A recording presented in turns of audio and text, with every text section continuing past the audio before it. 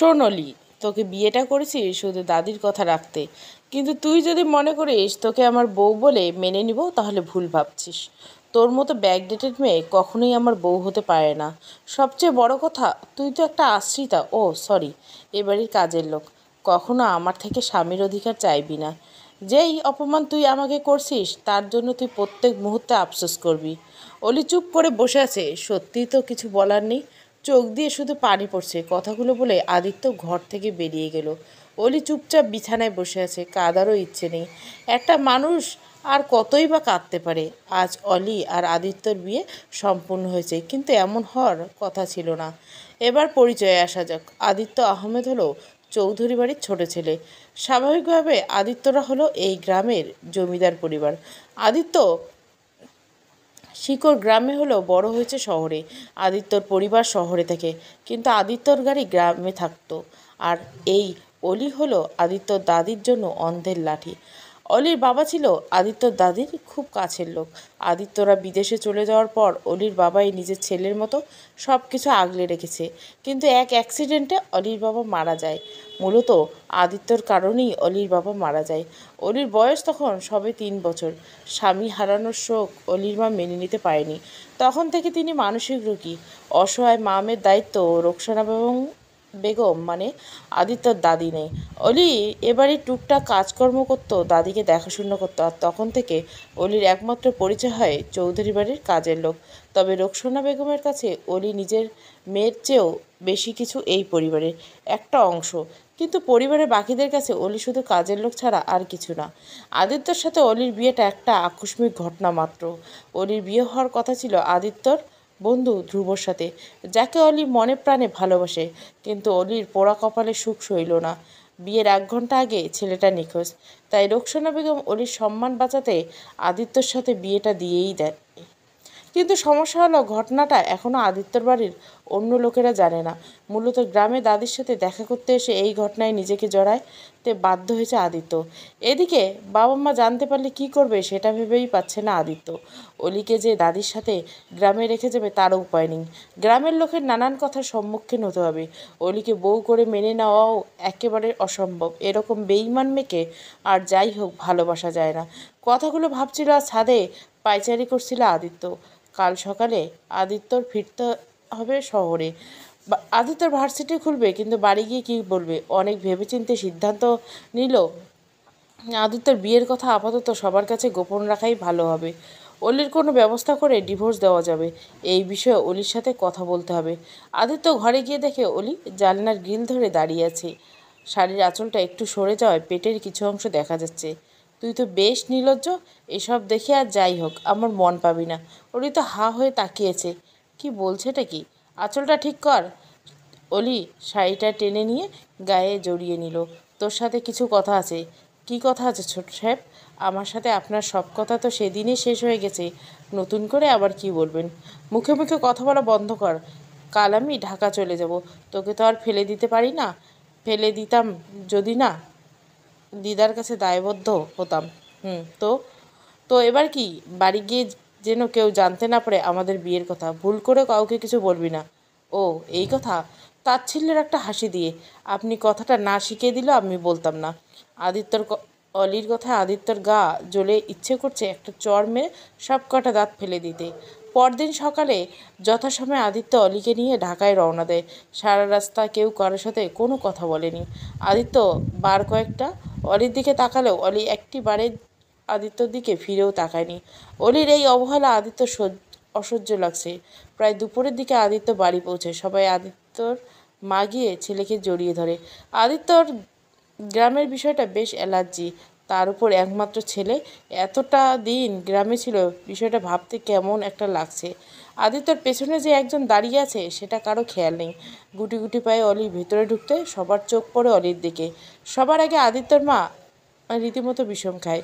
অলি যে তার চোখের বিষ। আদি বেটা, এই মেয়েটা এখানে কি করছে? ওর না বিয়ে হওয়ার কথা ছিল? মম আসলে আদিত্য কিছু বলার আগে অলি বলে ওঠে, মেম সাহেব আমার বিয়েটা ভেঙে গেছে। আমাকে গ্রাম থেকে বের করে দিয়েছে। আপনার 2টা পায়ে ধরি, আমাকে এই বাড়িতে একটু জায়গা দিন। আমি বাড়ির সব কাজ করে দিব, দয়া করুন। যত সব ঝামেলা তোর জন্য শাশুড়ি মায়ের কাছে কম কথা শুনতে হয়নি।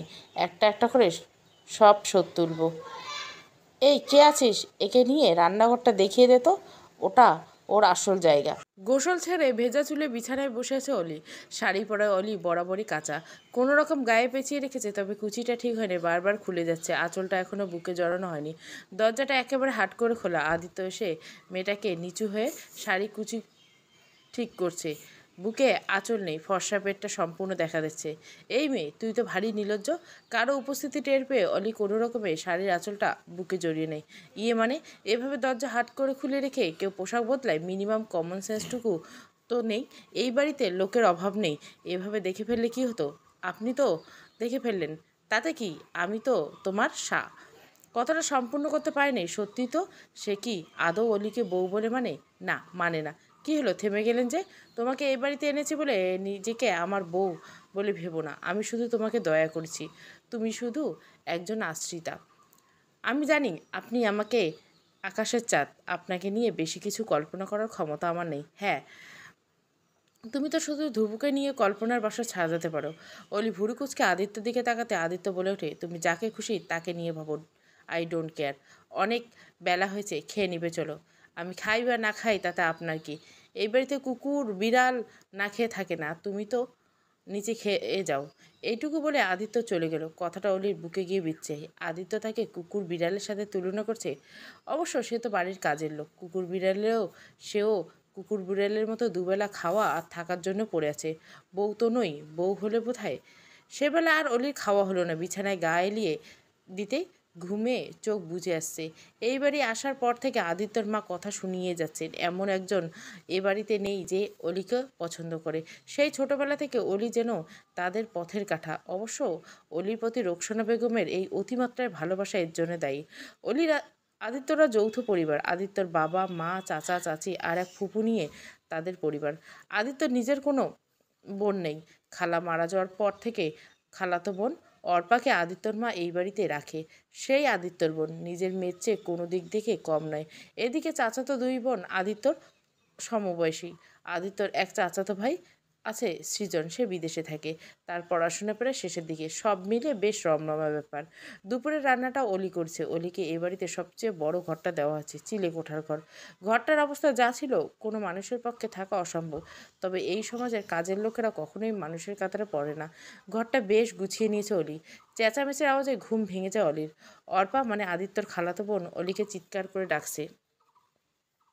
অলি ঘুম ঘুম চোখে নিচে নেমে অর্পার সামনে দাঁড়াতে অর্পা অলিকে ঠাস করে একটা চড় মেরে দেয়। ছল ছল চোখে অলি একবার আদিত্যর দিকে তাকায়। সে নির্বোধ দিব্যি মুখ ঘুরিয়ে বসে আছে। ছোটবেলায় একবার অর্পা অলিকে ধাক্কা মেরে ফেলে দিয়েছিল, তাই আদিত্য অর্পার কান মুলে দিয়েছিল। কিন্তু আজ আদিত্য নির্বাক। ওরই সত্যি খুব কষ্ট হচ্ছে। অর্পার চড় মেরেছে বলে নয়, আদিত্যর অবহেলা। ঝাঁঝালো গলায় অর্পা বলে উঠল, কয়টা বাজে ঘড়ি দেখতে জানিস? জানি। বল কয়টা বাজে? 5:40। এই সময় আমি কফি খাই, জানিস না? তুই দুপুরে খাওয়ার সময় বলেছিলাম, ভুলে গেলি? ভুল হয়ে গেছে বড় আপা, আমি এক্ষুনি বানিয়ে আনছি। যা, তাতে ঠিক মতো কাজ করতে না পারলে গলা ধাক্কা দিয়ে গ্রামে পাঠিয়ে দেবো। অলি কাঁদতে কাঁদতে রান্নাঘরে চলে গেল কফি বানাতে। আর আদিত্য কোনো কথা ছাড়া দুম করে ঘরে গিয়ে দরজা বন্ধ করে সজোরে দেওয়ালে 2টা ঘুষি মারল। এত রাগের কারণটা আদিত্য জানালো, মারতে চায় না। এরকম বেঈমান মেয়েকে আর যাই হোক ভালোবাসা যায় না। ওটা যোগ্য। কথাগুলো আদিত্য নিজেই নিজেকে বলে। অলির ঠোঁট কেটে রক্ত পড়ছে। আদিত্য অলিকে একটা চড় মেরেছে শরীরের সর্বশক্তি দিয়ে। রাগে গা জ্বলছে আদিত্যর। ফোঁস করতে করতে আদিত্য অলিকে প্রশ্ন করে, এভাবে সবাইকে নিজের শরীর দেখিয়ে বেরোতে লজ্জা করে না তোর? 2 দিন পর পর কি রাস্তায় নামার ইচ্ছে আছে? কথাগুলো বলে অলির গা থেকে শাড়িটা একটানে খুলে সাথে সাথে আগুন জ্বালিয়ে দেয়। যতদিন শাড়ি পরতে পারবি না, শাড়ি পরবি না। কথাগুলো বলে আদিত্য হনহনে চলে যায়। কথাগুলো আদিত্য অলিকে বলছিল কারণ কিছুক্ষণ আগে আজকে আদিত্যর বন্ধুরা আসবে, দুপুরে খাবার খাবে। সমস্ত ব্যবস্থা অলিকেই করতে হবে।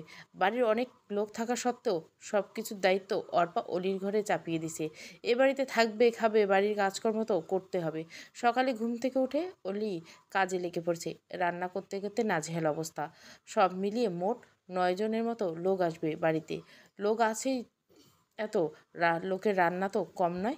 তাড়াতাড়ি করতে গিয়ে হাতে গরম পানি পড়ে হাতটা লাল হয়ে গেছে, বোধহয় ফোসকা পড়তে পারে। তবুও বেচারি নিস্তার নেই। সমস্ত কাজ শেষ করে টেবিলে সাজিয়ে রেখেছে, গোসল করতে যায়। নিয়ম মতে আজকের বউভাত, সবাই জানুক আর না জানুক, নিয়ম মতো শ্বশুরবাড়ির সবাইকে রান্না করে খাওয়াতে তো পারছে। সব কিছু গুছিয়ে অলি গোসলে চলে যায়। প্রায় 2টো নাগাদ আদিত্যর বন্ধুরা হাজির হয়। অলি সবে গোসল করে বেরিয়েছে, কোমরের নিচ পর্যন্ত লম্বা চুলগুলো এলোমেলো হয়ে আছে। চুলগুলো এখনও ভেজা চুল বয়ে টপ টপ করে পানি পড়ছে। সব মিলিয়ে অলির সৌন্দর্য কয়েক গুণ বেড়ে গেছে। অলি গিয়ে দরজা খুলতে আদিত্যের সব বন্ধুরা একেবারে হুমড়ি খেয়ে পড়ছে। রীতিমতো বেশ কয়েকজন ক্রাশও খেয়েছে। তাদের ধারণা মতো এত সুন্দর কাজের মেয়ে হতেই পারে না, তাদের জানা নেই। দুপুরে সবাই খেতে দিতে গিয়ে অলি রীতিমতো হিমশিম খাচ্ছে। একে তো শাড়ি পরতে অভ্যস্ত না, তার উপর এত বড় টেবিলে এ প্রান্ত থেকে ও প্রান্তে ছোটাছুটি। লোকজনও কম নয়, কমপক্ষে 9 জন, আদিত্য সহ 10 জন সদস্য। তারা টেবিলে এপার ওপার মেলে হয়ে আছে। দূরে বসে বসে আদিত্যর মা অলির কর্মকাণ্ড তদারকি করছে। অলি শাড়িটা কোমরে পেঁচিয়ে রেখেছে, যার কারণে পেটের কিছু অংশ দেখা যাচ্ছে। চুলগুলো হাত খোপা করে রেখেছে। অলি ঘরের কাছে কোলে তিলটা বেশ ফোকাস করছে। অলিকে এভাবে দেখতে আদিত্যর বেশ অস্বস্তি হচ্ছে। একজোড়া চোখ অলিকে বারবার কামনার দৃষ্টিতে দেখছে, যা অলি বুঝতে পারছে। ফাহাদ বারবার অলির শরীরের দিকে চোখ বুলেছে। একবার তো আদিত্যকে বলে ফেলে, দোস্ত, তাদের মেটকা একেবারে সেই হট, একটু দেখ না, ম্যানেজ করতে পারিস কি না? যা টাকা চাই দিব, শুধু একটা রাতের জন্য, প্লিজ দোষ। আদিত্যর কাছে ফাহাদের কথাগুলো বিষের মতো লাগলো। বাড়ির সবার সামনে কোনো ঝামেলায় চায় না, বিধায় চুপ করে আছে। আদিত্য বারবার অলিকে এটা ওটা আনার অজুহাতে ঘরে পাঠাচ্ছে। তারপরও কোনো না কোনো কাজের জন্য অলিকে আবার বাইরে আসতে হচ্ছে। আদিত্য মনে হচ্ছে অলি ইচ্ছে করে এইসব করছে। ওই যে কথায় আছে না, যে যেটা দেখতে চায় না তার চোখে বারবার সেটাই পড়ে। আদিত্য ইশারায় অলিকে শাড়ি ঠিক করতে বলল। মেয়েটা বোধহয় যে এতটাই কম, আদিত্য চোখে চোখ পড়তেই চোখ নামিয়ে নিচ্ছে, হয় আদিত্যর দিকে না তাকাচ্ছে। আদিত্যর ইচ্ছে করছে অলিকে কষে একটা চড় মারতে, কিন্তু পরিস্থিতির চাপে চুপচাপ বসে আছে, গলা দিয়ে খাবার নামছে না। খাবার খাওয়ার মাঝখানে ফাহাদ নাকি কী সমস্যা দেখা দিয়েছে, ওয়াশরুমে যেতে হবে। অলিকে ওয়াশরুমে দেখিয়ে দেওয়ার কথা বলতে আদিত্য বারবার না করা সত্ত্বেও মেয়েটা বোকার মতো ফাহাদকে ওয়াশরুমে দেখাতে চলে যায়। ওয়াশরুমের সামনে এসে ফাহাদকে দাঁড় করিয়ে চলে যেতে ফাহাদ অলির হাত ধরে নেয়। কিছু বুঝে ওঠার আগে অলিকে এক ঝটকায় একেবারে কাছে নিয়ে আসে। তারপর খুব বাজেভাবে এখানে ওখানে হাত দিতে থাকে। অলি চিৎকার করতে চাইলেও ফাহাদ এক হাত দিয়ে মুখটা চেপে ধরছে। ফাহাদের হাতটা অলির বুক বরাবর যাওয়ার আগে আদিত্য ফাহাদের হাতটা ধরে সোজা নাক বরাবর একটা ঘুষি মারে। তারপর মাটিতে ফেলে কয়েকটা লাথি মেরে টানতে টানতে নিচে নামিয়ে নিয়ে আসে। তারপর সবার সামনে কয়েকটা উড়াধুরা মার মারতে থাকে। আদিত্যকে আটকানোর মতো দুঃসাহস কারণে আদিত্য রাগ সম্পর্কে সবার বেশ ভালো ধারণা আছে। ফাহাদকে আরও কয়েকটা লাথি মেরে আদিত্য বলতে থাকে, যেদিকে একবার চোখ দিয়েছিস সেদিকে দ্বিতীয়বার যেন চোখ না যায়, না হলে। অলিসহ আদিত্যর বাকি বন্ধুরা আদিত্যর কাছ থেকে ফাহাদকে কোনো রকমে ছাড়িয়ে নিয়ে হাসপাতালে নিয়ে যায়। আদিত্য এখনও রাগে ফুঁসছে। ছোটোবেলায় আদিত্য অলি একসাথে খেলা করতো। গ্রামের কোনো ছেলে বা মেয়ের অলির ধারে কাছে ঘেঁষতে দিত না আদিত্য। আজকে কিনা সেই অলির গায়ে রাগে চোখ লাল হয়ে গেছে। আদিত্য অলির পুড়ে যাওয়া হাতটা ধরে টানতে টানতে ঘরে নিয়ে গিয়ে দরজা বন্ধ করে দেয়। অলির হাতে খুব ব্যথা করলেও চুপচাপ আছে, কারণ অলি খুব ভালো করেই জানে আদিত্য রেগে গেলে তার কানে কিছু ঢোকে না। ঘটনা আদিত্যর মায়ের সামনে ঘটে, তবু ছেলেকে কিছু বলার সাহস নাই তার। কিন্তু ছেলের বলা কথাগুলো যে তার বুকে বেশ দাগ কেটেছে তা মায়ের মুখ দেখে বোঝা যায়। অলির প্রতি ছেলের প্রথম থেকে যে একটা দুর্বল জায়গা ছিল তা তিনি ভালো করেই জানেন। অনেক কষ্টে মেয়েটাকে আদিত্যর চোখে খারাপ বানানো হয়েছে। সেই জায়গাটা নতুন করে কোনোভাবেই তৈরি হতে দেওয়া যাবে না।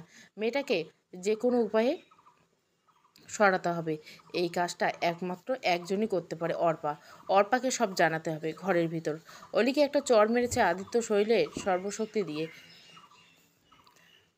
অলির ঠোঁট কেটে রক্ত পড়ছে। রাগে গা জ্বলছে আদিত্য। রাগে গজগজ করতে করতে আদিত্য অলির দিকে প্রশ্ন ছুড়ে দেয়, এভাবে সবাইকে নিজের শরীর দেখিয়ে বেরোতে লজ্জা করে না তোর? 2 দিন পর কি রাস্তায় নামার ইচ্ছে আছে, নাকি শ্রেণীতে নাম লেখানোর জন্য প্রস্তুতি নিচ্ছিস? কয়জন পুরুষের লগে তোর, হ্যাঁ? কখনো আদিত্য, কখনো ধ্রুব, আবার বাহিরের ছেলে ফাহাদ। আরও লাগবে তোর কয়জন লাগবে বল? কথাগুলো বলে অলির গা থেকে শাড়িটা একটানে খুলে বারান্দায় নিয়ে গিয়ে আগুন লাগিয়ে দেয় আদিত্য। যতদিন শাড়ি পরতে পারবি না ততদিন শাড়ি পরবি না, নয়তো। কথাগুলো বলে আদিত্য হনহনিয়ে চলে যায়। অলি এখানে সেখানে মূর্তির মতো বসে আছে। শাড়িটা এখনও আগুনে জ্বলছে। তো এই আগুন যতটা না জ্বালায় তার থেকে বেশি জ্বালায় সেই আগুন যা অলির বুকের ভিতর জ্বলছে। আদৌ কি সেদিন অলির কোনো দোষ ছিল? না, অলি যেমন কোনো দোষ ছিল না, তেমনি ধ্রুবরও কোনো দোষ ছিল না।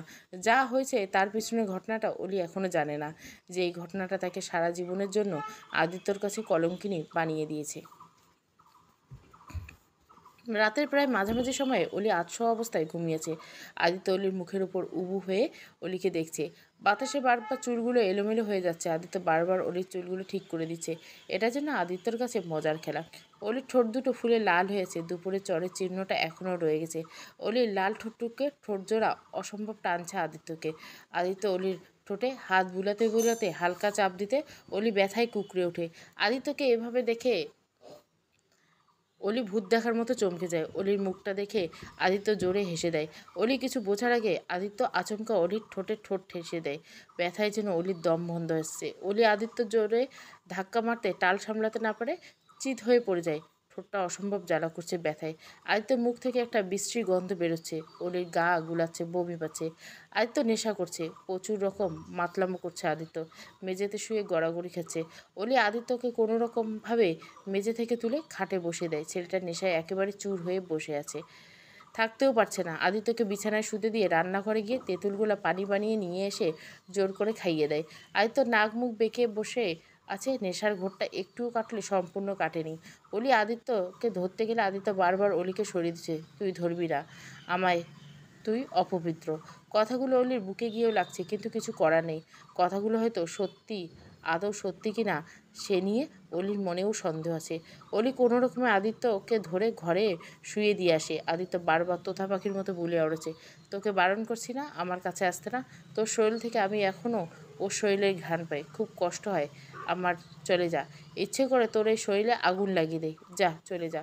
আদিত্য যে অলিকে কতটা ঘেন্না করে তা কেবল অলিই জানে। অলি কাঁদতে কাঁদতে ঘরে চলে আসে। এত অবহেলা সে নিতে পারছে না, খুব কষ্ট হচ্ছে, কিন্তু হয়তো এর চেয়ে বেশি কষ্ট আদিত্য নিজে পাচ্ছে। আয়নায় নিজেকে দেখছে অলি, ঠোঁটটা অসম্ভব লাল হয়ে আছে, খুব জ্বলছে। আয়নায় নিজেই নিজের প্রতিবিম্বকে প্রশ্ন করছে অলি, সত্যি কি সে অপবিত্র? সত্যি কি ও কলঙ্কিনী? উত্তরটা অলির জানা নেই, সত্যিই জানা নেই।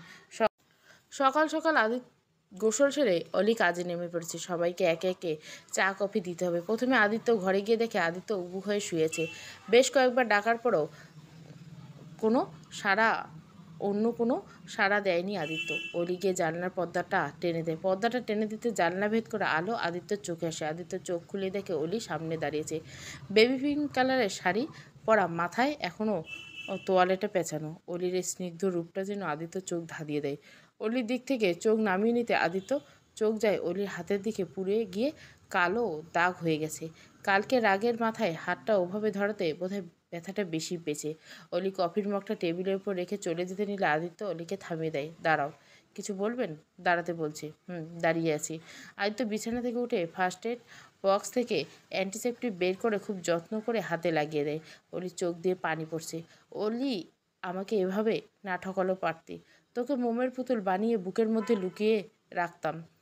অলি আদিত্যর হাত থেকে হাতটা ছাড়িয়ে নিয়ে এক ছুটে ঘরে গিয়ে বিছানায় উবু হয়ে যায়, কাঁদতে শুরু করে দেয়।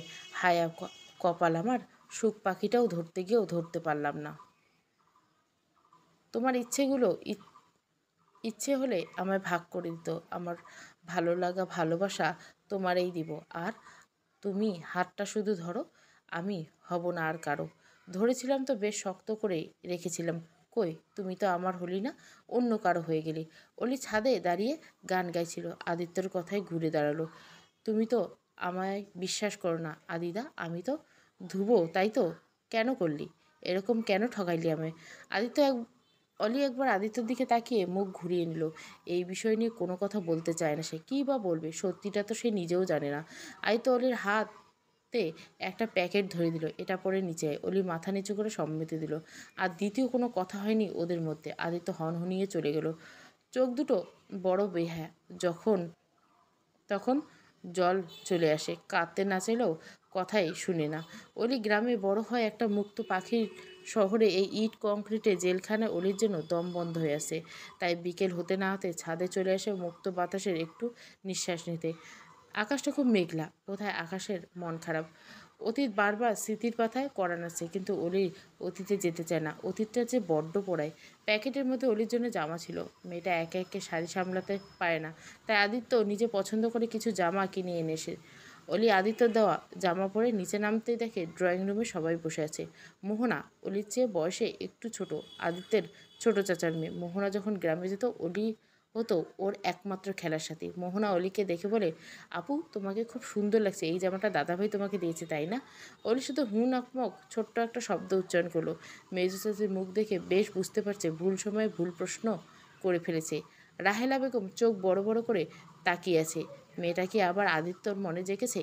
না, হতে পারে না। ছেলের এত বড় ক্ষতি তিনি হতে দিবেন না। মা শেষে কিনা এরকম একটা মেয়ে। এই সময় অর্পাটাও নেই, বাইরে গেছে বন্ধুদের সাথে ছুটি কাটাচ্ছে। অর্পা থাকলে কিছু না কিছু করতো। রান্নাবান্না থেকে শুরু করে সব কাজ অলি করে। বাড়ির লোকদের কাছে অপ্রিয় হলেও বাড়ির কাজের লোকদের কাছে অলি বেশ প্রিয়। বাড়ির যেই মানুষগুলো একসময় অলিকে চোখে হারাতো, তাদের কাছে সে এখন চোখের বিষ। রাতের খাবার টেবিলে সবাই থাকলে শুধু আদিত্য নেই। সেই বিকেল থেকে দরজা বন্ধ করে রেখেছে। এত ডাকাডাকির পরেও খুলছে না রাহেলা বেগম। বেশ কয়েকবার ডেকেছে, কোনো সাড়া দেয়নি। ছেলেটা খুব চাপা স্বভাবের। আদিত্য বারান্দায় গিয়ে গিটার হাতে বসেছে। গলা দিয়ে কোনো সুর বেরোচ্ছে না। সুরগুলো তো সব হারিয়ে গেছে। না, কেড়ে নিয়েছে অন্য কেউ। বরং যে দিয়েছিল সেই কেড়ে নিয়েছে। সে হলো অলি। আদিত্য সব গানে শুনতো অলিকে গিয়ে। এই তো সেদিন দাদাই অর্পাকে বিশাল একটা পুতুল এনে দিল। সেইটা দেখে আদিত্য বায়না শুরু করে দিল তারও পুতুল বন্ধু লাগবে। সারাদিন বাদে দাদাই যখন খালি হাতে ফিরল, আদিত্যর মনটা খারাপ হয়ে গেল। তখন বয়স বা কত হবে, 8 কিংবা 9। মন খারাপ করে চলে যেতে নিল। হুট করে দাদাই ভাইয়ের পেছন থেকে কেউ উকি দিল। ভালো করে তাকাতে দেখলো একটা পিচ্চি মেয়ে লাল টুকটুকে ফ্রক পরে দাদা ভাইয়ের পিছনে লুকিয়ে আছে। এই বয়সে চুলগুলো বেশ লম্বা, দুই দিকে বেনুনি করা, ঠিক যেন একটা সাজানো গোছানো পুতুল। এটা একটা জীবন্ত পুতুল। পুতুলটা দাদাভাই এতক্ষণে লুকিয়ে রেখেছিল। দাদাভাই মেয়েটাকে দেখিয়ে বলেছিল, দাদু দেখো, তোমার জন্য পুতুল বউ এনেছি, খুব যত্ন করে রেখো কিন্তু। দাদাভাইয়ের এই একটা কথা আদিত্যের মনে বেশ বড় সড়ো দাগ দিয়ে যায়। সেই পুতুল বউটা আর কেউ নয়, বরং অলি ছিল। অলির বয়স তখন 3 থেকে 4 বছর হবে। সেই থেকে আদিত্যর কাছে অলি পুতুল বউ। অলিকে সবসময় চোখে চোখে রাখত। কাউকে অলির ধারে কাছে ঘেঁষতে দিত না। অর্পা, মোহনা, মিশা, ওদের কাউকে না। মা যদি ভুল করে অলিকে বকে দিত, তাহলে আদিত্য বাড়ি মাথায় করে ফেলতো। অলির কাছে আদিত্যর জগৎ ছিল অন্য এক জগৎ। কিন্তু হঠাৎ কি থেকে কি হয়ে গেল। বাইরে খুব বৃষ্টি পড়ছে। আদিত্যর মতো আকাশটাও কাঁদছে। ওর প্রিয় মানুষ বোধহয় ওকে ঠকিয়েছে। অলি জানলার গ্রিল ধরে দাঁড়িয়ে বৃষ্টি পড়া দেখছে। এরকম একদিন তো আদিত্য অলিকে ছেড়ে চলে গিয়েছিল।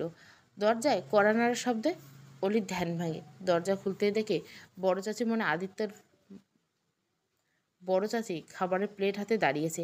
এ একটা মানুষ যে অলিকে নিজের সন্তানের মতো ভালোবাসে। একটা সময় অলির বড় হওয়া এই মহিলার হাতে। আদিত্য আর অলি ছিল তার চোখের মণি। বড়মা তুমি। অলির মুখে বড়মা কথা শুনে আদিত্যর মা তেলে বেগুনে জ্বলে ওঠে। তোকে কতবার বলছি আমাকে বড় মা বলবি না। আমি শুধু আদিত্যর বড় মা, অন্য কারো না। যে ছিল সে আমার কাছে মৃত।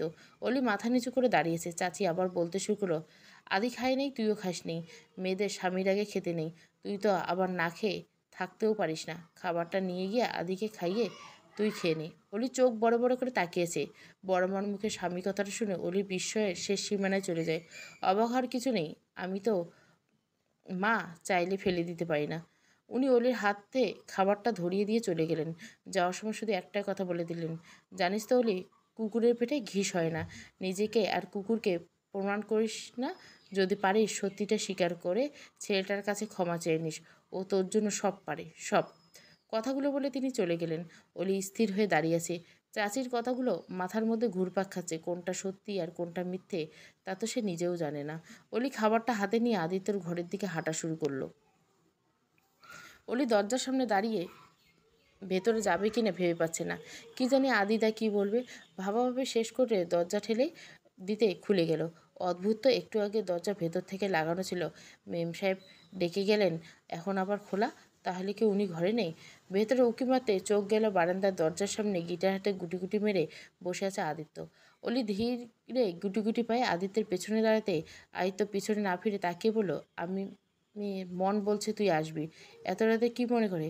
একটা গান শোনালে? অনেক দিন শুনি না। না, বেশ, শোনাতে হবে না। আপনি খাবেন না? খিদে পায়নি? পেয়েছে আমি জানি। আদিত্য চুপ করে বসে আছে। পরেরটা কী হবে সেটা আদিত্যর জানা। অলি কোনো কথা না বলে আদিত্যের সামনে বসে পড়ে, তারপর ভাত মাখিয়ে আদিত্যর মুখের সামনে ধরে। আদিত্য লক্ষ্মী ছেলের মতো খেয়ে নেয়। কতদিনের তৃষ্ণা যেন একেবারে মিটে যাচ্ছে।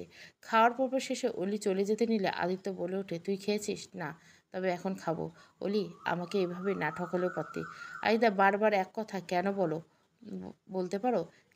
কেন? কিছু কি ভুল বলছি? বলেছ। তুমি শুধু নিজের কথাই বলেছ, আমার কথা শোনেনি। যে মেয়ে 2 মাস পর বিয়ে, সেই মেয়ে তার হবু বরের বন্ধুর সাথে বাইরে গিয়ে রাত কাটিয়ে আসে, তার কী বা আর বলার থাকতে পারে? তার বলার থাকলেও আমার শোনা নেই। উনি চুপচাপ মাথা নিচু করে দাঁড়িয়েছে। এই কথাগুলো আগেই শুনেছে, প্রতিবাদ করতে চেয়েও কিন্তু পারেনি। পরিস্থিতি বারবার চুপ করে দিয়েছে, তাই এখন আর কিছু বলতে চায় না। কী হলো, চুপ করে গেলি কেন? তোর জন্য নিজের বাবা মা পরিবার কিছু ছাড়তে চেয়েছিলাম, মনে নেই? ভুলে গেছিলি সব? কিন্তু তুই কি করলি? আজ নিজের চোখে ঘেন্না করে এই মুহূর্তটা আমি নিজের চোখকেই দেখেছি। ঘেন্না করি, আমি তোকে খুব ঘেন্না করি। এতই যখন ঘেন্না করো তাহলে বিয়েটা করলে কেন? মরে যেতে দিতে আমায়। সবাই তো আর তোর মতো বেঈমান হয় না। যা, চলে যায়, আমার সামনে থেকে যা। বারবার এক কথা কেন বলো তুমি? কেন? তোমার অবিশ্বাসের নিচে বেঁচে থাকার চেয়ে মরে যাওয়া ভালো। অলি খুব জোরে জোরে চিৎকার করে কাঁদতে শুরু করছে। আদিত্য কথা না বলে সোজা অলির ঠোঁট নিজের দখলে নেয়। মাত্র কিছু সময়ের ব্যবধানে দুজনের মানুষের চোখের জল আবার অভিমানে মিলেমিশে একাকার হয়ে গেছে। কিন্তু সেটা ক্ষণিকের জন্যই মাত্র। অলি আদিত্যকে ধাক্কা দিয়ে নিজেকে ছাড়িয়ে নেয়, তারপর এক ছুটে ঘরে গিয়ে দরজা বন্ধ করে দেয়। এ অভিমান এত সহজে ভাঙা নয়। আদিত্য স্ত্রী হয়ে দাঁড়িয়ে আছে। সুজানা, আদিত্যর বড় চাচি, ঘরের মধ্যে পায়চারি করছে। আসলে টেনশন কমানোর খুব বড় কার্যকর ওষুধ হলো এই পায়চারি। মেয়েটা তো সেই ছেলেবেলায় বাবাকে হারিয়েছে। অলির বাবা ছিল চৌধুরী বাড়ির সবচেয়ে কাছের লোক, ছোট ভাই। আদিত্যর বাবা, মেজো ভাই, মেজো চাচা তো বাড়ির কোনো খবর কোনো কালেই রাখতো না। সবই অলির বাবা দেখত। এদিকে আদি স্কুল থেকে আনার পথে আদিকে বাঁচাতে গিয়ে লোকটা নিজের ট্রাকের নিচে চাপা পড়ে। তারপর থেকে মেয়েটার মায়েরও তো মাথা খারাপ হয়ে গেল। অলিকে তো আমি নিজে কোলে পিঠে মানুষ করছি, কই কোনোদিন তো মেয়েটার মধ্যে খারাপ কিছু দেখিনি। তবে ধ্রুবর সাথে ঘটনাটা তো মিথ্যে বলে উড়িয়ে দেওয়া যায় না। সব প্রমাণ দিয়েছে। সব থেকে বড় কথা, আদিত্য নিজে দেখেছে। সব যেন তালগোল পাকিয়ে যাচ্ছে। অলির সাথে কথা বলতে হবে। আমরা সবাই তো শুধু লোকের কথা শুনছি, কিন্তু মেয়েটার কথা কেউ শুনিনি। মেয়েটা যখন হয়ে গেছে, সব সত্যি যেন দুজনের মধ্যে ভুল বোঝাবুঝি মেটাতে হবে। তা না হলে দুজনের মধ্যে কেউ ভালো থাকবে না। কথাগুলো নিজেই নিজেকে বলছিল সুজানা। বিছানায় হেলান দিয়ে বাবার ছবি বুকে জড়িয়ে বসে আছে অলি। মনটা একদম ভালো নেই। আজ অতীতটা বড্ড বেশি ভাবাচ্ছে। সেই দিনটা 11ই সেপ্টেম্বর, অলির জন্মদিন। দুপুরে বাবার সাথে খাবে বলে অলি বসে আছে। অলির বয়স বা কত হবে, 3 বা 3.5। বাবা কথা দিয়েছিল কাজ থেকে তাড়াতাড়ি ফিরবে, তারপর মেয়েকে নিয়ে ঘুরতে যাবে। কিন্তু কথা রাখেনি। দুপুর গড়িয়ে বিকেল হয়ে গেল, বাবা আসেনি। কিছুক্ষণ পর কতগুলো লোক একটা খাটে করে বারান্দায় রাখলো। সাদা কাপড় দিয়ে ঢাকা কাপড়টা সরাতে অলি চমকে গেল। বাবা এইভাবে ঘুমিয়ে আছে কেন? সেদিন খাট থেকে খাটিয়ার পার্থক্য বাচ্চা মেয়েটা বুঝতে পারেনি। তারপর মা কেমন একটা হয়ে গেল। কথা বলে না, একা একা হাসে, একা একা কান্না করে। রান্না বান্নার তো বালাই নেই। অলিও ও যা দিত তাই দিয়ে খেয়ে নিত। একদিন দাদাভাই আসে, অলিকে জড়িয়ে ধরে বেশ কিছু সময় কান্না করার পর অলিকে নিয়ে যায় এক নতুন রাজ্যে। সেই রাজ্য যে অলির জন্য একটু রাজকুমারের অপেক্ষা করছে তা অলি নিজেও জানতো। এত বড় বাড়ি অলি কখনো চোখেই দেখেনি। ভেতরে ঢোকার সাহস হচ্ছে না। অলি কি জানি কোনো দৈত্যের গুহা নাকি? বাবা যখন গল্প শোনাতো তখন এরকম বাড়ির বর্ণনা দিত। অলি ভেতরে গিয়েও দাদাভাইয়ের পিছনে লুকিয়েছিল। কিছুক্ষণ পর একটা বাচ্চা ছেলে এসে ঠোঁট ফুলিয়ে কেঁদে দিল। অলি বারবার উঁকি মেরে ছেলেটাকে দেখছিল, কিন্তু ছেলেটা তো অলিকে দেখতেই পাচ্ছে না। এটা যেন একটা মজার লুকোচুরি খেলা। একটু পর অলি ধরা পড়ে গেল। ছেলেটা অলিকে টেনে দাদাভাইয়ের পেছন থেকে বের করে আনলো। অলি প্রথমে ভয় পেয়ে কেঁদে দেয়। তখনই ছেলেটা অলির তুলতুলে গাল টেনে দেয়। হ্যাঁ, সেদিন আদিদা প্রথম বলেছিল তুমি আমার পুতুল বউ। এই বাড়িতে একটু একটু করে বড় হয়। স্কুল থেকে সেদিন অলি বাড়ি ফিরছিল। স্কুলে অলির নতুন অনেক বন্ধু হয়েছে। তাদের মধ্যে একজন বন্ধুর হাত বাড়িয়ে অলি বাড়ি ফিরছিল। কোথা থেকে আদিতা দেখে ফেলে। বাড়ি ফিরে আদিত্যর সে কি রাগ। অলি, তুমি তো শুধু আমার বেস্ট ফ্রেন্ড, আর কারো না। তুই যদি অন্য কারোর সাথে কথা বলিস তাহলে আমি আর তোর সাথে কথা বলবো না, তোর সাথে আড়ি করে দেবো। না না আদিতা, তুমি অমন করো না, আমি আর কারোর সাথে কথা বলবো না। সত্যি? হ্যাঁ সত্যি। তুমি আর আমার উপর রাগ করো না। হুম হুম কখনো না। তুই না আমার পুতুল বউ, তোর উপর কি কখনো রাগ করে থাকতে পারি? পুতুল বউ, হি হি। দুজনে একসাথে খিলখিল করে হেসে দেয়। পুরনো কথাগুলো ভাবতে ভাবতে কখন চোখ লেগে গেছে মনেই নেই। বাড়ির কলিং বেলটা বেজে উঠছে। এত সকালে কেই বা এলো? রাতে কাঁদতে কাঁদতে যখন শুয়ে পড়ছিল তার খেয়াল ছিল না। এক পাশ হয়ে থাকার কারণে ঘাড়ে খুব ব্যথা করছে। চুলগুলো এলোমেলো হয়ে আছে। সিঁড়ি বেয়ে নিচে নামতে নামতে চুলগুলো গুটিয়ে হাত খোপা করে নিল। কিন্তু অলির যাওয়ার আগে আদিত্য চলে এসেছে। অলির দিকে শুধু একবার তাকিয়ে মুখ ঘুরিয়ে নিল। সোজা গিয়ে দরজা খুলতে দেখে অর্পা এসেছে। ভাইয়া তুই? তোর তো আরও কয়েকদিন পর আসার কথা ছিল। কিন্তু তোর জন্য একটা সারপ্রাইজ এনেছি। তোকে তাড়াতাড়ি দিব বলে তো ছুটে চলে এলাম। কি সারপ্রাইজ? ওয়েট, আগে সবাই আসুক। ধুর, এত বিরক্ত হচ্ছিস কেন? একটু দাঁড়া। আম্মু, বড় আম্মু, মেজো আম্মু, সবাই নিচে এসো। কোথায় তোমরা? আরে আরে, এত সকাল সকাল এভাবে চিল্লাস কেন? ওয়েট। অর্পার চিৎকারে সবাই জড়ো হয়ে যায়। এভাবে চেঁচামেচির কারণ কি? সবাই ঘুমিয়ে আছে, এভাবে ডিস্টার্ব করছো কেন? বড় মা। ওহ বড় মা, চুপ করো তো। আম্মু দেখো না আমি সাথে করে কাকে এনেছি। কাকে? কি হলো, ভেতরে এসো। দুম করে একটা মেয়ে কোথা থেকে ছুটে এসে আদিত্যকে জড়িয়ে ধরলো। আদিত্যর সাথে সাথে অবাক হয়। অহনা, তুমি আমাকে ভুলে যেতে পারো বেবি, আমি তোমাকে না। দেখো, ঠিক খুঁজে খুঁজে তোমার কাছে চলে এসেছি। এবার পরিচয় আসা যাক। অহনা হলো আদিত্যর খালাতো বোন, না নিজের না, কোনো এক সম্পর্কে। কিন্তু ছোটবেলা থেকে দুজনে একসাথে পড়াশোনা করেছে। বিদেশেও দুজনে একসাথে গেছিল। কিন্তু আদিত্য দেশে ফিরলে অহনা ফিরেনি। সেই সূত্র ধরে দুজনের মধ্যে বেশ ভাব। বাকিটা অন্যদিন বলবো। মেয়েটা এখনও আদিত্যকে জড়িয়ে ধরে রেখেছে। অলি শুধু দূরে দাঁড়িয়ে দেখছে। কেমন একটা চাপা কষ্ট কাজ করছে। হাজার হোক স্বামী তো। আদিত্য একবার অলির দিকে তাকাতে চোখে চোখ পড়ে পরক্ষণে আদিত্য চোখ নামিয়ে নিল। অর্পা অলিকে উদ্দেশ্য করে বলে উঠল, কিরে ওখানে দাঁড়িয়ে আছিস কেন? এদিকে আয়। এ হচ্ছে অহনা, ভাইয়ের বেস্ট ফ্রেন্ড। আর অহনা, ও হচ্ছে অলি, তাই তো? অহনার মুখে অলির নামটা শুনে সবাই মোটামুটি অবাক। এর আগে তো অহনা বা অলি কেউ কাউকে চেনেও না। রাহেলা বেগম বেশ অবাক হয়ে বলল, মা তুমি ওকে কী করে চিনলে? না তেমন কিছু না। আচ্ছা অলি, আমার না খুব পানি পিপাসা পেয়েছে, একটু পানি দিবা? দিচ্ছি, আপনি বসুন। পানিটা বরং তুমি আদির ঘরে নিয়ে এসো, আমরা ওখানে গেছি। কথা শেষ করতে না করতে অহনা আদিত্যকে টানতে টানতে ঘরে নিয়ে গেল। অলি চুপচাপ রান্না খুলে গেল। বাড়িতে নতুন মেহমান এসেছে, তাকে তো এমনি এমনি পানি দেওয়া যায় না। অলি কিছু খাবারের ব্যবস্থা করতে শুরু করলো। এর মাঝে অর্পার ডাক, কিরে তোর এখনো হয়নি? না মানে এই তো হয়ে গেছে, এক্ষুনি নিয়ে এসছে। তাড়াতাড়ি কর, মেয়েটা কখন পানি চেয়েছে আর তোর এখনও হলো না? হয়ে গেছে। জানিস তো অহনা খুব স্মার্ট। শোন, ভাইয়ের ঘরে ঢোকার আগে নক করে ঢুকবি। এতদিন পর দুজনের দেখা হলো, আর মেয়েটা তো সেই দূর থেকে শুধু ভাইয়ের জন্য। সবই তো বুঝিস, যা দিয়ে। কথাগুলো কেমন যেন অলির কানে পাচ্ছে। কই আদিতা তো কোনো দিন কোনো মেয়ের কথা বলেনি আমাকে। আদিতা তো সব বলতো।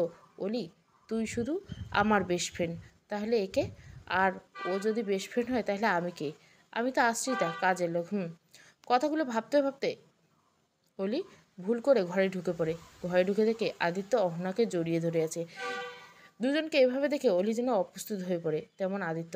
আসলে আমি বুঝতে পারিনি, আমার নক করে ঢোকা উচিত ছিল। অহনা অলিকে দেখে আদিত্যকে ছেড়ে দিয়ে বলে ওঠে, না না, কোনো সমস্যা নেই, এটা তো তোমারই ঘর। মানে? না কিছু না, তুমি বসো না। থাক, আমি থাকলে তোমার কাজের অসুবিধা হবে, আর কাজের লোকদের যেখানে সেখানে যখন তখন যেতে নেই, থাকতেও নেই। আপনারা কথা বলুন, কিছু লাগলে আমাকে ডাকবেন, আমি আসছি। কথাগুলো বলে অলি চলে যায়। আদিত্য চুপচাপ দাঁড়িয়ে অলির যাওয়ার পানে তাকিয়েছে। তবে কি অলির খারাপ লাগলো? কিন্তু অলি তো আমাকে ভালোবাসে না। প্রশ্নটা আদিত্য নিজেই নিজেকে করছে, উত্তর জানা নেই। আদি, অনেক হয়েছে, এবার সব মিটিয়ে নাও। তুমি ভাবতে পারছো না অলি আমার সাথে কি করছে? আমি জানি, কিন্তু জানতেও চাই না। সবচেয়ে বড় কথা, তুমি কষ্ট পাবে। আদিত্য কোনো কথা না বলে বাড়ি থেকে বেরিয়ে যায়। ও বাবা গো, মরে গেলাম গো। কি হলোটাকেই? আদিদা খুব পেটে ব্যথা করছে, মনে হয় পেটের ব্যথা সব কিছু বেরিয়ে আসবে। এবার আদিত্য চোখ বড় বড় করে তাকিয়েছে। আদিত্যর এমন তাকানো থেকে অলি ভয় পেয়ে বলে ওঠে, বিশ্বাস করো আদিদা, আমি স্কুলে কিচ্ছু খাইনি, কিন্তু তারপরেও পেট ব্যথা করছে, খুব পেট ব্যথা করছে। এই যে দেখ, এই মাঝখানটা করছে। অলি বিছানা থেকে উঠতে দেখে বিছানায় লাল দাগ আছে। অলি বেশ ভয় পেয়ে যায়। আদিতা দেখো, আমার না কি খুব বড় অসুখ হয়েছে? আমি কি মরে যাব? আদিদা, আমি মরে গেলে তোমার কষ্ট হবে না? আমার খুব কষ্ট হবে তোমাকে ছাড়া। কথাগুলো বলে অলি কেঁদে দেয়। অলির এই কাণ্ড দেখে আদিত্য জোরে জোরে হেসে দেয়। কি কাণ্ড এই পিচ্চি মেয়েটার! সে কি সত্যি সত্যি বড় হয়ে গেল? আদিত্য হাসি দেখে অলির কান্নার বেগ আরও বেড়ে ওঠে। অলি তখন সবে ষষ্ঠ শ্রেণীতে উঠছে, আদিত্য তখন এসএসসি পরীক্ষাতে। আদিত্য কথা না বলে অলিকে নিয়ে সোজা বড়মার কাছে চলে যায়। অলির কথা আর কাণ্ড দেখে বড়ম্মু হেসে কুটি কুটি। সেদিনে সারাদিন কেঁদেছিল আর বারবার আদিত্যের কাছে গিয়ে তোতা পাখির মতো এক কথা, আদিদা তুমি আমাকে একদম ভালোবাসো না তাই না? আমার এত বড় অসুখ করছে আর তুমি আমাকে দেখে হাসছো? বাসি না। আদিত্যর উপর শুনে অলি ঠোঁট উল্টে কেঁদে দেয়। যাও, তোমার সাথে আরি। ওকে, গেলাম, তুই থাক তোর অসুখ নিয়ে। কথাগুলো ভাবতে ভাবতে আদিত্য হেসে দেয়। কোথা থেকে একটা বল এসে আদিত্যের মুখে লাগতে পাশে তাকাতে দেখে তো পার্কে বসে আছে। এতক্ষণ যা ছিল তা শুধু কল্পনা। অতীত কত সুন্দর, বাচ্চারা খেলছে। সেই সকাল থেকে মন খারাপ করে বাড়ি থেকে বেরিয়ে আদিত্য এখানে বসে আছে। বেশ বেলা হয়ে গেছে, এখনও বাড়ি যাওয়ার প্রয়োজন। অলি সকালে রান্না শুরু করে দিয়েছে। বাড়িতে নাকি বেশ কিছু মেহমান আসবে, যতদূর সম্ভব অহনার বাবা মা আর ওই বাড়ি কিছু লোকজন আসবে। এত বেলা হয়ে গেছে, অলি কিছু খায়নি, আদিত্যও খায়নি। অলি কি করে খেতে পারে? বাড়িতে আসতে মায়ের হাজারটা প্রশ্ন, কিন্তু আদির কোনো উত্তর নেই। সিঁড়ি দিয়ে উপরে উঠতে আদিত্যর চোখ যায় রান্নাঘরের দিকে। অলি খুন্তি হাতে দাঁড়িয়েছে, চুলগুলো হাত করে খোপা করে পিঠে ছড়িয়ে গেছে। মুখটা কেমন যেন ছোট হয়েছে, বোধহয় এখনো খায়নি, না খাওয়ারই কথা। আদিত্য কি মনে করে সিঁড়ি বেয়ে উপরে উঠে আবার নিচে নেমে এলো। খাবার টেবিলে বসে খেতে শুরু করলো। খাবারগুলো আগে থেকে সুন্দর করে সাজিয়ে ঢাকা ছিল। খেয়ে দিয়ে চুপচাপ উপরে চলে যায়। হয়তো এখন অলি খেয়ে নেবে। ক্ষুধা পেটটা গুড়গুড় করছে। সকালে আদিত্য খায়নি বলে অলিও খায়নি, কিন্তু এখন খাওয়ার ইচ্ছে থাকলেও উপায় নেই। অর্পা রান্না করে তদারকি করছে। আজ বাড়িতে কিছু বিশেষ লোকজন আসবে, মূলত তাদের জন্য এত আয়োজন। প্রায় সকাল গড়িয়ে দুপুর হতে চলল। রান্না প্রায় শেষের দিকে। কোনো রকমের রান্নাটা নামিয়ে অলি ঘরে চলে যায়। এতক্ষণ ঘেমে নেমে একাকার কাণ্ড। ঘরে যেতে দেখলো বিছানার উপর একগাদা চকলেট রাখা। চকলেটগুলো দেখতে অলির মুখে হাসি ফুটে উঠল। কাজটা কার বুঝতে বাকি নেই। অলি সেখান থেকে একটা চকলেট মুখে পুড়ে বাকিটা রেখে দ্রুত পায়ে গোসলে চলে গেল। কিছুক্ষণের মধ্যে তারা এসে পড়বে। আবার অর্পণ করার নির্দেশ, সব কিছু অলিকেই করতে হবে। আবার কাপড় ভেজানো আছে, সেগুলো কাচতে হবে। অলি গোসল করে মাথায় তোয়ালে পেঁচিয়ে ছাদে কাপড় নাড়তে নাড়তে দেখে আদিত্য উল্টে ঘুরে কার সাথে যেন ফোনে কথা বলছে। একটু এগিয়ে যেতে কিছু একটা কানে এলো। ধ্রুবকে যে কোনোভাবে খুঁজে বার করতে হবে। আমি কিছু শুনতে চাই না, পৃথিবীর যে কোনো প্রান্তে থেকে ধ্রুবকে আমার চাই, যাতে সব অকাজের লোকজন। রেগে গিয়ে ফোনটা কেটে দেয়। পিছনে ফিরে তাকাতে অলি দাঁড়িয়েছে। অলিকে না না দেখার ভান করে চলে যেতেই অলি আদিত্যর হাত টেনে ধরল। ওকে খুঁজছো কেন? যে নিচ থেকে চলে যায় তাকে ফেরাতে নেই, তুমি জানো না? এই লজিক নিয়ে বুঝি ধ্রুবর সাথে সম্পর্কে জড়িয়েছিল? চুপ। ভালোবাসায় অভিমান থাকলেও ইগোটা রাখতে নেই। তুমি ওকে কেন খুঁজছো বলো তো? তোর জন্য, মানে তোর ভালোবাসার মানুষকে কাছে ফিরিয়ে দিতে। তুই যেতে চাস না? আদিদা, ডোন্ট কল মি আদিদা। আদিত্য আর কথা না বাড়িয়ে দুটো পায়ে নিচে নেমে যায়। অলি ওখানে ঠায় দাঁড়িয়েছে। ভুলটা তো অলিরে ছিল। অলি তো ভালোবাসার চেয়ে ইগোকে বেশি গুরুত্ব দিয়েছিল বলেই তো। আদিতা, আমি তো তোমাকে, চোখ দুটো ঝাপটা হয়ে আসছে। কিছু ভুলের কোনো ক্ষমা হয় না, সারা জীবন বই বেড়াতে হয়। অলিও তেমন একটা ভুল ছিল। এতক্ষণ আড়ালে দাঁড়িয়ে কেউ একজন তাদের কথা শুনছিল। ছেলেটা কি সত্যি পাগল হয়ে গেছে? নিজের বউকে কেউ অন্যের হাতে তুলে দেয়? না, কিছু একটা করতে হবে, না হলে সব কিছু শেষ হয়ে যাবে। মেয়েটা যাই করুক না কেন, এখন সে আদিত্যের বউ। তাই যাই হোক, আদিকে সেটা বুঝতেই হবে। নলুকের সংসার প্রথম পর্ব ভালো লাগলে অবশ্যই লাইক, শেয়ার এবং সাবস্ক্রাইব করবেন। Thank you for watching.